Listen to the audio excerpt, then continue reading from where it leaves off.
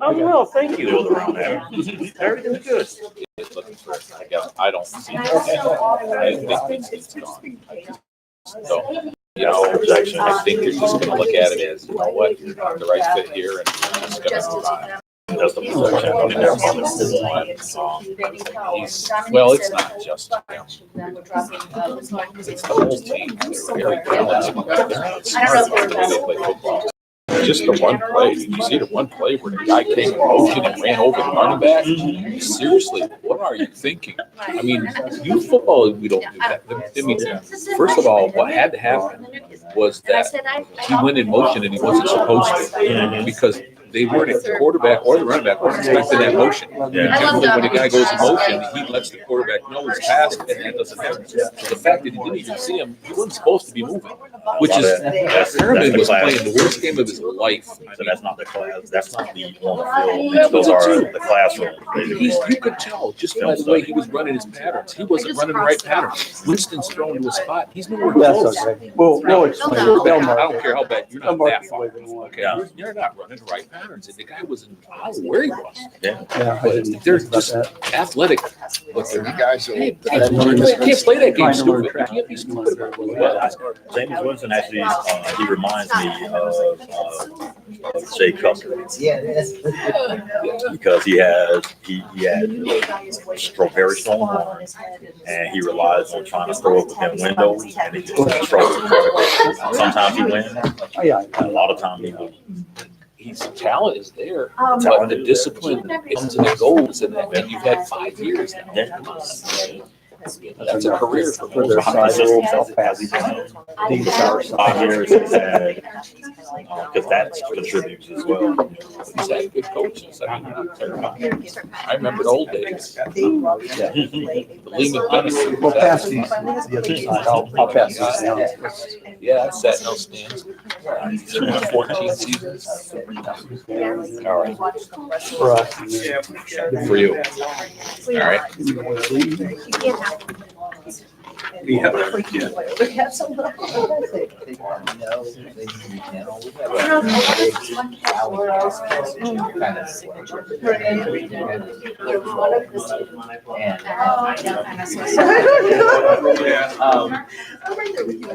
Anyway, they like to play.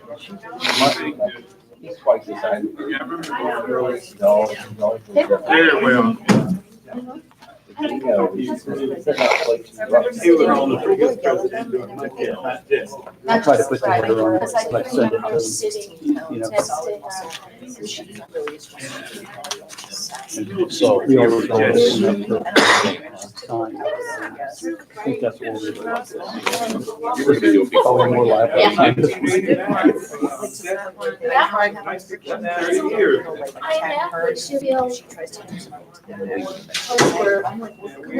We had missed Africa a year before.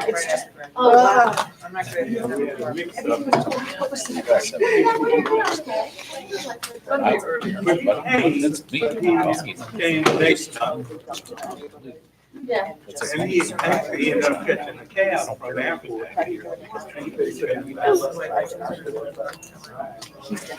amazed that they had it in the I was on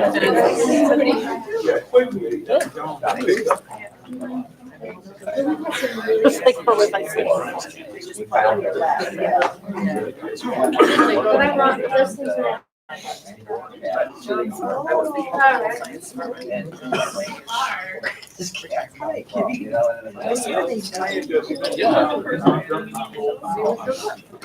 I know.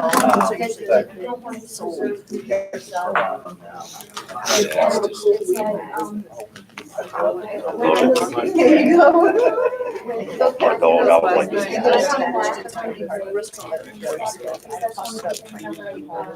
It was a down year in trick or treating. I didn't have a lot of kids in my neighborhood. I can't think of the guy's name. We get attached. Yeah. Is he okay? You got kids? Yeah. version. I actually, when I was going to, when I got there, I had the, and I said it's February. I just don't realize. I mean, I don't really. I said the first time I had the Lord, I said, "So what was it? Crazy tell me, here I come." We burned out. I would But that was really. I came through there. Yeah. And I came through there, I would have been right there at the time when I got my car. Otherwise, I would have been there. I went through there before the ambulance or anybody got there. It was a crowd of people. Yeah, yeah, it was not. Yeah. I just had a lot in my neighborhood. Yeah. The drive through. So, yeah, we got a second day rock kids as the first one to grow up.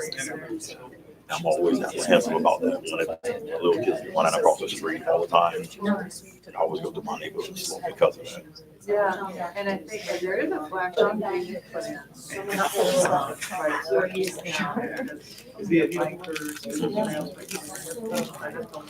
We have printing that's supposed to be coming in. Okay, well, we have some that are printed here.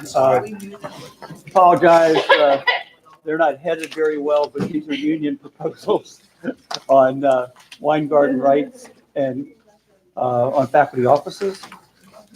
Faculty offices is not a whole lot different than yours, but which one would you like to start with, Brian?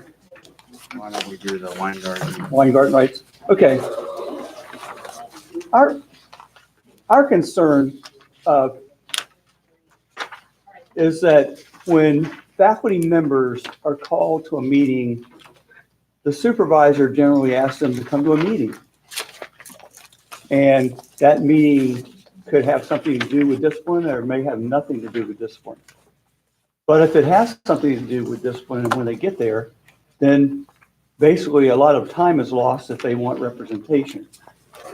Now, I can understand the need for investigatory interview as a wording, but if we're going to agree to investigatory interview, we need the manager, the dean, or whoever it might be, to explain to the faculty member at the front end, this is an investigatory interview, not just a meeting. And most contracts just have the word meeting. And you go to the meeting, you find out, okay, this might not go what I was expecting to talk about next year's schedule. We're not talking about next year's schedule. So I prefer a meeting, and we left it with meeting for the time being, because I think probably is easier on your side for somebody to remember that they've got to tell them it's an investigatory interview. They might not remember that. But so we want to stick with meeting. I mean, wine garden rights exist no matter what. And our team was not very happy with the words obstruct. I don't think anybody's going to try to obstruct. So we just removed the words or otherwise obstruct, and also the wording related to instructing anyone not to fully and truthfully. The only advice that I know that we give sometimes maybe would be, you don't have to answer every question, but we're not going to tell somebody to go in there and not tell the truth. And so I don't think that's necessary. We would prefer to leave the language as meeting, but we're willing to accept partially the new language you proposed. The only question I would have on that is that if, I'm trying to think we would have with meeting is a situation where somebody wants to have union representation. There's some contentious relationship for every single meeting, every time, won't even talk supervisor. It doesn't happen a lot, I know, but it does occasionally happen. On my end, I'll sit in my office, I'll get a call from employer will say, I just want to talk to this person. I'm disciplined or whatever, and I can't ever even have a conversation. Every time I do, they want to call in union representative and to wait a week. Get to that point. So I hear what you're saying on it, but how would we prevent that kind of a situation from arising if we just say every time employee thinks that they need union representation, they can demand it, even for run-of-the-mill type meetings. Well, what I would say is this is a brand new union. They've never been unionized previously, the faculty here, unless they were in another institution. And I would say that with the full, conversations can exist between union and management, that we will try to be as correct as possible. I mean, I don't see why if a manager knows that they're going to possibly discipline somebody, they can't tell them up front. May I follow up on that? Perhaps the operational definition of discipline is in order, because many discussions that happen between supervisor and a faculty member certainly don't result in a discipline, right? But we seldom lead to discipline. It's not run of the mill. That's not the norm. That's extraordinary. It's an anomaly, right? We hope that stays that way. So let's just say a student complained about faculty member X, and so the dean or the provost or the associate dean on the campus scheduled a meeting with a faculty member to just ascertain what's transpired. This is what the student said. Let's see if we can come up with some resolution. What is your perspective? Or a faculty member accuses a student of cheating, and the dean will meet with and a student affairs representative will meet with the faculty member. So I think, to Mr. Koji's point, there's just so many nebulous gray areas where something can be perceived as a disciplinary situation when all it is let's obtain the facts and attempt to resolve or mediate a problem.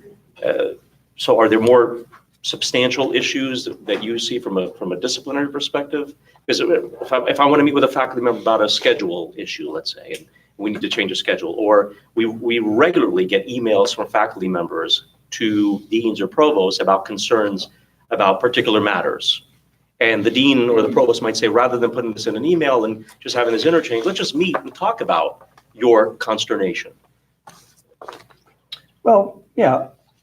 The fact is, discipline has to be implied or understood. It may be discipline. I understand the point about meetings, and some people, because they have been disciplined, think it could happen again or whatever. In most cases, though, faculty are not going to have a problem with a meeting. But if discipline is going to come up, then that person, as soon as they hear that, then they have the right to say, I want representation. Again, the term investigatory review, I don't have an objection to, but I think what I have a problem with, will the managers be trained enough to say, Professor X, we're going to investigate a situation about a student. Telling them up front is part of an investigation, because I will tell you 9 times out of 10, that doesn't happen. They just said, I need you to stop by. I mean, we go through this on a repeated basis. We have 31 chapters. So, and it's not a routine thing. I mean, and it doesn't happen often, and the smaller the campus, the less often it will happen. But I do think if you're up front and you're trained as a staff person, a dean or a supervisor, to say, Professor X, this is going to be an investigation over an issue, I have no problems with that. It's just when they think, in some cases, it's an innocuous meeting, and they go to it, and all of a sudden they bring, this evidence that's just dropped on them. That's my only concern, because we want to represent them when that's the case. Yeah. What about if we drop the investigatory interview phrase, but where you have in the first line there, and who has a reasonable expectation, discipline may result, adding before reasonable, maybe an objectively reasonable expectation, which is the way I would interpret it, but maybe make it more to address where I hear where you're coming from. And I do think there is some value to making sure that on our side, we know going in where you're going to question about discipline, that administrators know that, but I want to make sure we get, and it is always the person who has had discipline in the past or whatever, who's just, I'll use the word paranoid, but maybe that's not the best word. He just thinks every meeting, anytime someone calls and says, well, come talk to me about scheduling, it's a discipline meeting. yeah, we don't want to be bogged down with it. You do have, I think, it's good language, reasonable expectation. Maybe adding like an objectively reasonable expectation that it's not their subjective expectation, but every, I just wanted to make a practical point. So the way that Weingarten rights work in practice is that your supervisor says, hey, I'd like to have a meeting.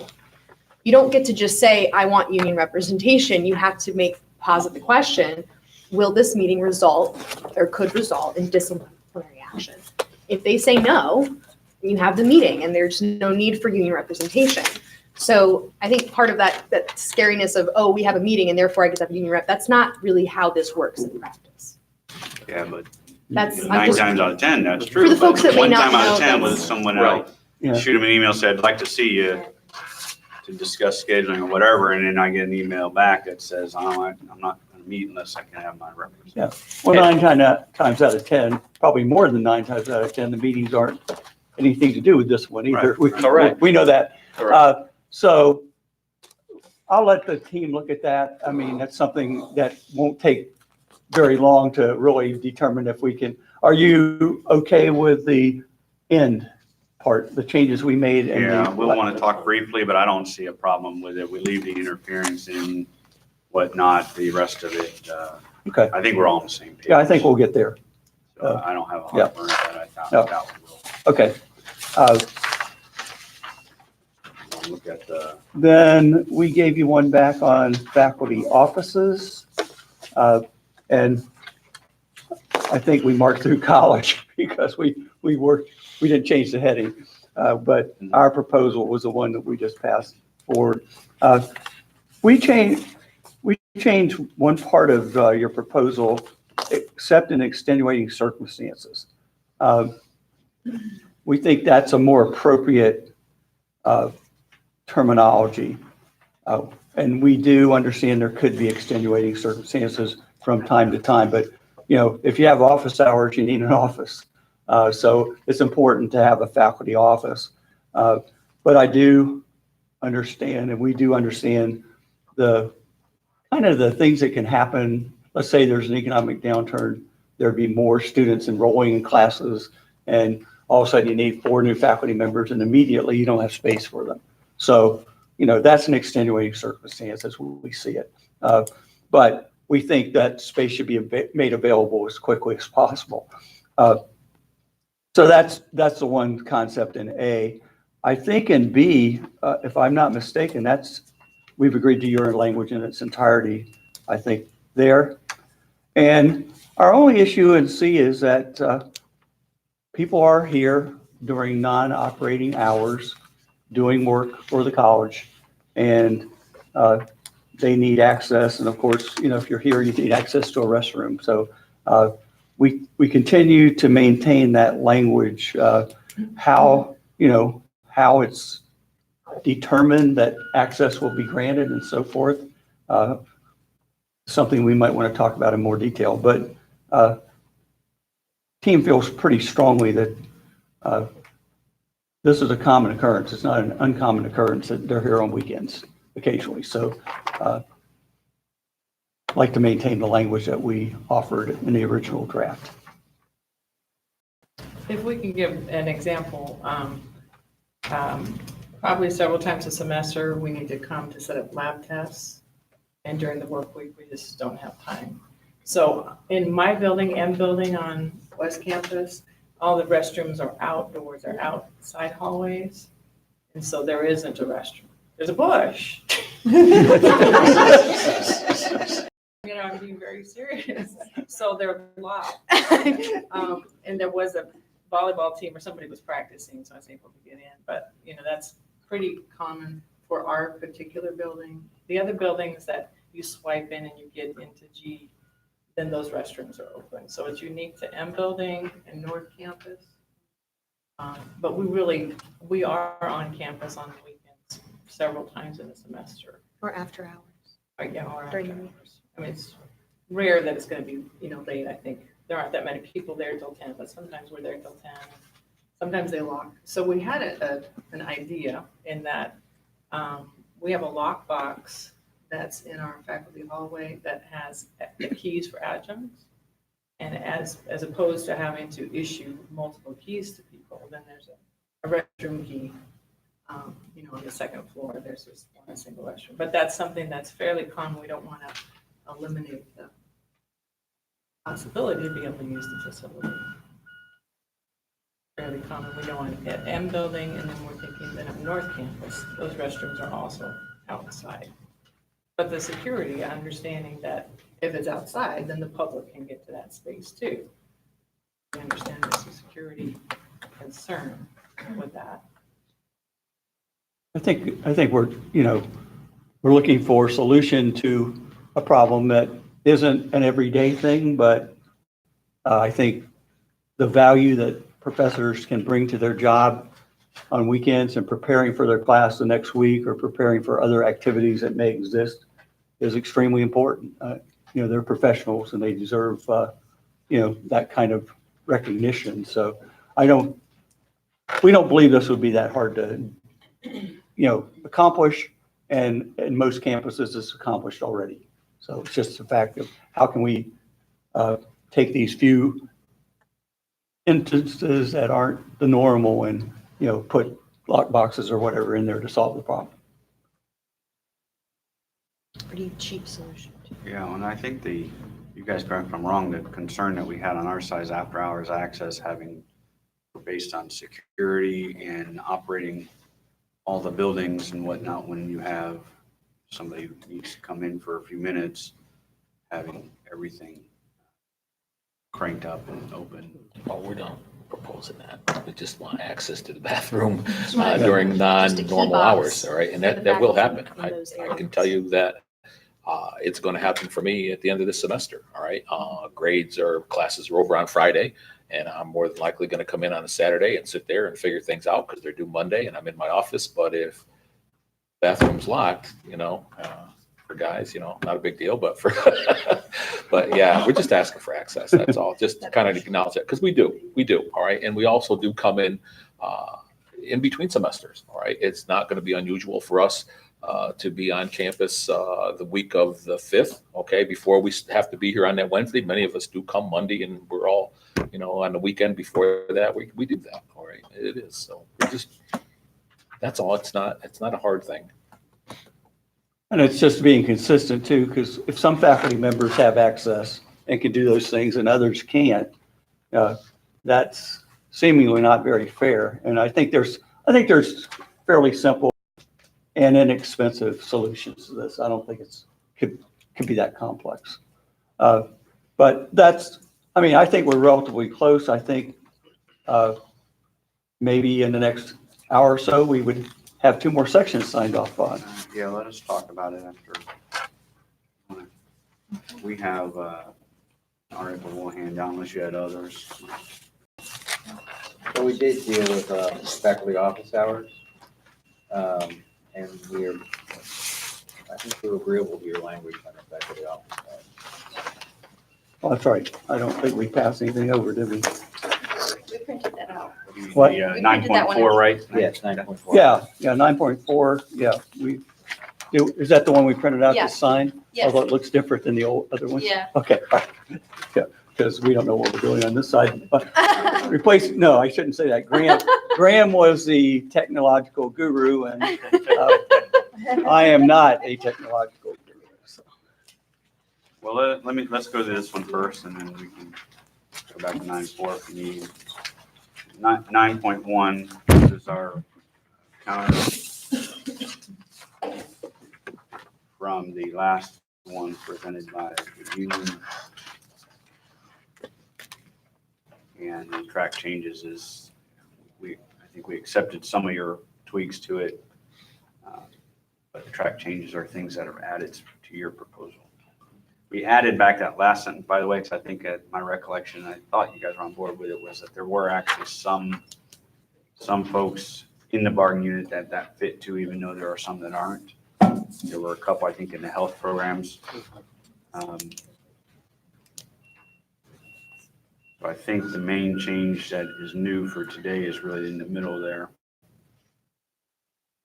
We left in, for example, that sentence that starts on-campus days may vary among faculty. We had duty days. You suggested on-campus days instead. We accepted that, but then added the next sentence. College reserves the right to require faculty members to be physically present on campus on all duty days for up to 30 hours per week. Can I ask you a question? How does that square with the proposal of 4 hours maximum can be online? Yeah, our proposal on that is, and to be clear, what we're not necessarily saying we're going to require everybody to be here all 30 hours. We're just reserving the right to do it. The proposal to allow up to 4 hours is with approval of the supervisor. So we spent the majority of our time over there talking about this is how do we get, for some people, we need more engagement with students, with presence physically here. For a lot, we don't. And we settled on this language with the idea being we're not going to just have a blanket requirement, but there may be instances where we want to, even with where we wouldn't approve the 4 hours online office hours. Not that that's going to be the rule. Tried to flesh that out and come up with various circumstances, which is where we spent the majority of the time over there. And it was kind of a fool's errand to try and articulate all those things. We're happy to have these conversations with you. But the idea is to kind of codifying the status quo, but also having the right where we need to have more of an engagement here physically to have the ability to do that. I think, Eric, this is the section you wanted to talk about, isn't it? Well, we wanted to say a couple of things because we know that we're going to start meetings talking about money and things. The budget, whatever committee that is going to start meeting next week. And we wanted to make a couple of things, kind of point out our position on some of these things. One thing is that we're proposing, and we're going to be probably hard about, is a contact hour is a contact hour. And we're looking to get rid of multipliers and all of that for the sciences and for nursing and for wherever it applies to any other program like math or whatever, all right? The multiplier currently, if you're aware of the fact that labs are 0.75, paid 0.75 of a class hour. And we're saying that a contact hour is a contact hour, whether it's in a lab or whether it's in a class. So we just want to make it clear that we're going to be proposing to get rid of that old, what I consider to be antiquated system, all right?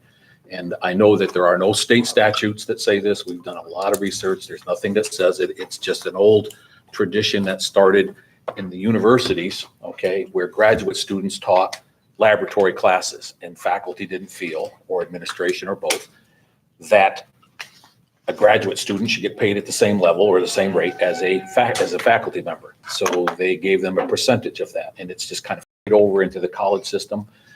I can tell you that, like I said, we're proposing to get rid of that. And a contact hour is a contact hour. And I can tell you from a science point of view, a lab contact hour many times is even more difficult than being in a classroom lecturing. It's constantly, something's always going on. There are other things happening. So we just wanted to make aware that we're going to be looking at it from that point of view. And I'd be happy to answer any questions about it. All right. But we think it's time. It's time. And we're not the only college that's proposing this. There are a lot of colleges that are going this way. Absolutely. We're not singling out Pasco Hernandez the first and only to ever do it. No, a lot of colleges are going this way. And it's the right thing to do. I feel like it's the right thing to do. So I know it's going to cost money, and that's what that whole meeting and everybody in research is all about. How much will it cost and how can we make it happen? Okay. But that's part of it. Yeah. All right. Anything else over here? There is one other thing that we need to discuss.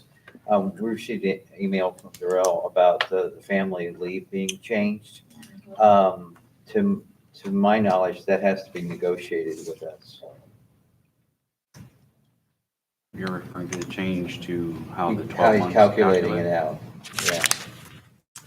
Not sure we would agree with you, but we're happy to discuss it. Is there a concern they have in changing the calculation of the 12-month period? Something we want to discuss today. I mean, we're happy, I think, to have the I mean, discussion. 'cause our original proposal had a statement about family leave in it. And so maybe I'm wrong, but I thought that made it open up to negotiation. I think we're happy to discuss the topic of FMLA leave. We're viewing it that as a change to just how the leave is administered.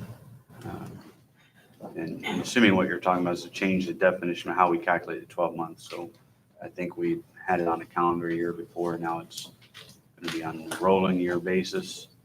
I mean, I'm not saying we wouldn't agree to it. I No, just I'm think not saying that either. that should be a negotiated thing. Has leaves been, leaves is in our package, right? Yes. That hasn't been discussed yet, not having been here all these. No. Has We leaves been, presented a proposal, but but it no hasn't real, really been back and forth on Yeah. FMLA. no real back and forth discussions about leaves at this point. I think we presented a proposal on a few things, but not a lot. I can tell you, in FMLA, our proposal was to strike it out of the contract, not so much because it's not necessarily negotiable, but because it's a statutory right. You had it either way. Where we would disagree, and I honestly would have to look into it further, but as to whether, we're not saying FMLA is not a negotiable topic. Any kind of leave, I think, is a benefit. It's a negotiable topic, but administering the details of that, not all of that is negotiable. Some of it certainly would be. Honestly, didn't view it as a big ticket item. What we're proposing to do is just to do what 99% of the other employers in the world do, or in the United States, and that's use the rolling method. I'm not frankly sure why we don't here, but you'd still get your allotment, 12 weeks per leave, or per year of leave. But it helps prevent, particularly in higher education setting, abuse of that leave. And I understand it, and I'm not a lawyer, so I don't know how the legal works with that. But if it's going to change a term or condition of our employment, then it was my understanding that should be then negotiated. Terms and conditions of employment are negotiable, that's true. Whether that tweak would be a term and condition, I think, is something we may not agree on. But I just wanted to bring that up because we had a discussion about that. I think we would have to see how it was implemented before. If it was implemented in a way that's different than the change, then it is a change. If some person in the past got a Family Medical Leave Act, and I'm not that familiar with it, I'll have to be honest, but if they got Family Medical Leave Act approved and it was by a different rule, even though only 1% of the people use that rule, then it's a change. I don't think we disagree that it's a change. Okay. But whether it's a change, mandatory subject to bargaining, that we may disagree. Oh, yeah, well, So, and that's, I but guess we'll get more to it when we get into that section. I guess my goal is to try to move this as far as we can. Obviously, with the committee reporting out in May, we're not going to have a contract until that committee reports out and we get back to the table. But moving it and getting things off the table that are, I won't say easy, but something that is more basic. And most of these items that we're talking about aren't too much related to money. Few are, but they're insignificant monies compared to salaries and benefits. But leaves could be a significant money issue. I understand that. Well, just to be clear, what the reason why we're doing is not trying to circumvent this process here, but it's a policy applicable to everybody in the college. And a policy where we have to provide advance notice to everybody. We don't want to have multiple policies on something like the mundane, or how you calculate a 12-month period for purposes of for FMLA. So that's why it's implemented that way. No, we're not. Well, Yeah, again, I fall back, it's something we'll have to discuss more thoroughly. And the team here will have to look at, I think, what's happened in the past. Obviously, we're negotiating a contract for the faculty. Hopefully other staff would have the same provisions, and especially family medical leave, but probably it's possible to have two different provisions if you wanted, but at the same time, if it's been provided in one sense to faculty in the past, then it needs to continue until we reach an agreement otherwise, which, as Gary said, we don't know if we're going to disagree or not. at the end of the day, but it is status quo that we're talking about. Well, if you guys want to tell us whether or not you object to that change or you want to discuss it, we can. Well, if it's something that we need to negotiate, then we should just, let's do We're it. here, let's Okay, let's do negotiate it. it right Okay. now. I mean, that's what I'm I'm not saying. necessarily saying I disagree with it. As a matter of fact, I'm going to say from my personal point of view, I do agree with it. Okay. Can we get an explanation of the way it's done now, the way you want to do it in the future, and your rationale? That, I guess that would help us. Absolutely. So FMLA has 4 methods as to how it can be applied. Obviously, by law, as a college, we have enough employees collectively and individually as campuses to where if you have individual locations, all of our locations are above 50, which means that they're all applicable to FMLA. So there's no employee that's at risk of not being able or being eligible based on FMLA criteria. Currently, we're applying that under a calendar basis. So that means that, calendar year, 12 months, next calendar year, 12 months, next calendar year, 12 months. The method that we're proposing, again, as most employers are using, 99% of employers are using, is the rolling 12 month. So when an employee comes in and have an occurrence, an FMLA qualifying occurrence, and they meet the qualifications, 12 months, 1,250 hours, and the event is qualifying, then essentially we look at that period and do a look back and say, okay, if they came in today, November 1st, and said, hey, I need FMLA, we go from November 1st all the way through November 2nd of 2018 and say, okay, had the individual used any of their 12 weeks?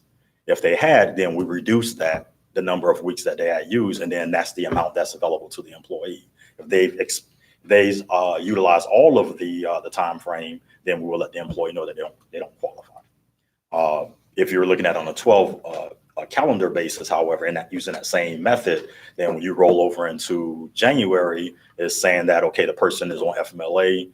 The law says they get 12 weeks. They go into January, they get 12 weeks. Which means that I understand your point of view. You basically could get 24 weeks in a 12-month period by doing it on a calendar basis. That's correct. And it presents the reason why most employers go to the 12 weeks is not to, penalize employees or anything of that nature. The law is a law. So we obviously work with the employee and see what their qualifying issues are. And if the employee is out on FMLA, they deserve that leave time. However, there have also been incidents that if an employee is have to go further than 12 weeks, then, that's just a discussion between employee and employer and say, okay, what's going on? We recently had an employee that notified us that they have to go longer than 12 weeks by a short amount of time. And did we think that was undue hardship to the college? The answer is no. So we're going to do what we can to protect obviously the employee, but then also not cause an undue hardship to whether it be the college, the other employees, et cetera. So when an employee notified us and say, hey, I'm probably gonna have to be out for an additional week or two, that's not really a big deal for us. So he's like, thank you for notifying us. We'll go from there. But FMLA is unpaid, so it doesn't cost anything. Right. It really does just come down to just communication between employee and employer if there's any extenuating circumstances outside of that 12. But by law, we have to give the 12. So that portion we have to adhere to. So that's really the clear differences between the calendar and a rolling 12. It's not truly a deviation or an issue where we're denying an employee the right to take FMLA or anything along those lines. And so why are you making the change? Because it makes more sense to actually do it on the rolling 12 months versus the It's the calendar. only way to make sure everybody has the same benefit. Somebody been You abusing get it? 12 weeks. It can be. Has it been? Has it been? It can be. It's not debate. It can be. It's the only way to make sure everybody gets the same benefit. You can't, it doesn't even have to be abused. It can just be sheer luck. Yeah. You get injured in January, you're gonna get 12 weeks of FMLA. You get injured in November, you can get up to 24 weeks. So you may be in the exact same circumstances as you, but you end up with 2 different benefits. So the only way to make sure that happens is you get 12 weeks. I mean, it's a pretty big benefit. And so everybody's gonna, at least as Darrell says, you're gonna get your 12 weeks. But depending on when you were injured, when you need the surgery or whatever, you may get more, you may get less, and people look at it as inequitable. So I don't know that you have anybody abusing it now. It does sometimes get abused, frankly, but that's probably not all that common. I mean, not a lot of us can say when we're going to get hurt, or maybe if you have a planned surgery, you can do it. But And keep in mind that the majority of FMLA issues or when an employee puts in for FMLA leave, the majority of the time they meet the qualifications, and the reason for them taking out serious health condition, birth of a child, adoption of a child, as well as the military laws that are provided as well. The majority of the time, there's never an issue. It's cut and dry. Like, hey, here's the qualifying event. I need to take 12 weeks. It's granted, and there's no big deal. There is a small percentage, a very small percentage of times where an individual is out on leave. It could be continuous or intermittent in nature, where it can cause undue hardship to an employer, as well as undue hardship to employees. Because if you're thinking of it as a faculty member, we're not K-12, so you're not, technically have like substitute teachers or anything of that nature. So if a faculty member is out and, you're the math faculty member and that person's out now, you have to go in and pick up, they're asking, they're asking, okay, can someone assist in this regard? And then you're taking those other considerations into play. So having a rolling 12 is probably the best course of action for all parties to cause less operational disruptions and still grant the employee I guess the reason I'm bringing it up is, and it's just maybe a moot point, but it is a term that's changing in our employment. And so that's why I felt that it should be negotiated. And we, as I say, we may perfectly agree with you, but I think it should have been brought to the table. That's the only thing I have. And I think in the discussions that we had,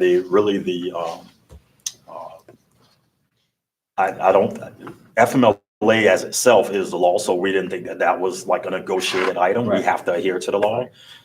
The method, however, of change by law states that we have to give employees a 60-day notice if we're proposing any changes on how we apply the method, not to how we're doing. Like FMLA is still going to be there. Right. All we're doing is saying, okay, we're just going to apply this method.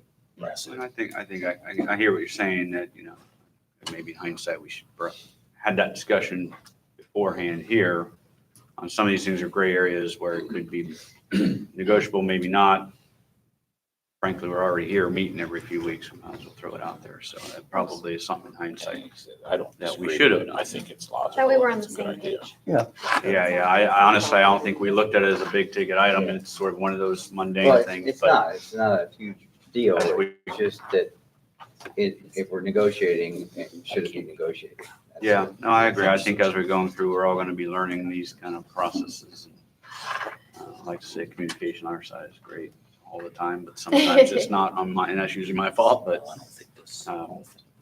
I hear what you're saying. Yeah, I think. Talk about it amongst yourself, see if there's something we want to deal with on it, but frankly, I think it's, Yeah, I there's was gonna nobody say, on that it's going to impact right now, right? No, I don't think Because- nobody on it will be impacted currently. I think really when we looked at I forgot who the faculty member emailed me and asked me for the link or what have you. I forgot which one it was, but when I sent the link to the faculty member with the Department of Labor, even a faculty member mentioned that, okay, I didn't see anything on there regarding like the Department of Labor isn't providing anything on their sheet, their fact sheet that says, hey, you have to negotiate this, that, and the other. So it definitely wasn't from a place of like, hey, I'm just going to go and circumvent the issue or anything. It was like, okay, here's the rules. I don't want to accuse you of that. No, I didn't think you But would. when I No, read it, no. I just thought, well, I did have to look it up though. Yeah. It could help us out with everybody, faculty, staff, and everybody with a little explanation as to what that said, because